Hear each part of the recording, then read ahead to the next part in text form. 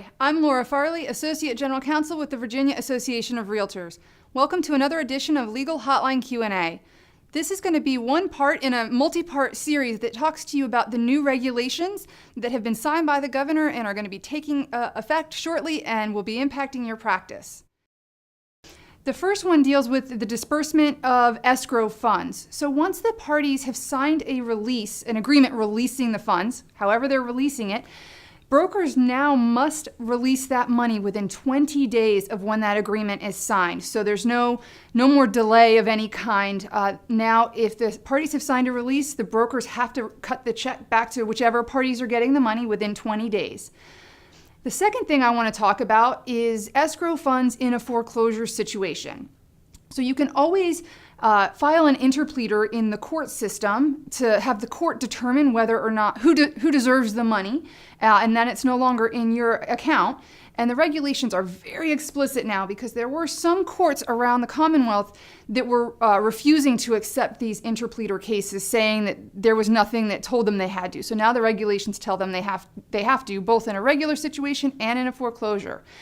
The other thing with the foreclosure situation, if on the date of foreclosure there is an existing contract that has language in it that says that a foreclosure is a termination of the contract and the money is to be released to one party or the other, then you can follow that.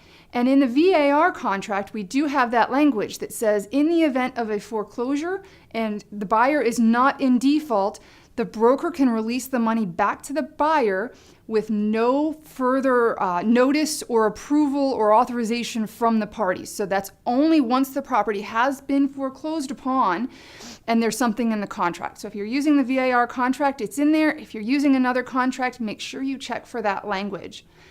The third thing I want to talk about is the self-audit. This is for brokers. This is a law that went into effect in 2010. The regs have finally caught up and they detailed the procedure that the broker should follow if they're doing a voluntary audit. And during that voluntary audit, they discover that maybe some of the policies or procedures aren't in compliance with the law. If that's discovered during this audit, then the broker has 30 days from when they finish the audit or when they receive the audit report from a third party to notify VREB of what those deficiencies are. And in addition to the notice that says, I've discovered these problems as part of my audit, the broker must also include either a statement verifying that they have remedied whatever that problem is, or a plan that they have to make sure that that's remedied within 90 days. And if the broker does those two things, they receive indemnity. They can't be found in violation of those regs. Now, if the broker fails to tell the VREB within 30 days, or they fail to complete the voluntary compliance portion of it within the 90 days, that immunity goes away. So just keep that in mind. This isn't new. This is something that's been in place for a couple of years, but the regulations have now caught up. Well, everybody, thank you for watching this edition of Legal Hotline Q&A. As I said at the beginning, keep your eye out for the other episodes that deal with these new regulations, and also check out VAR's website for the full detail on all of the regulations that have changed. Thanks and have a great day.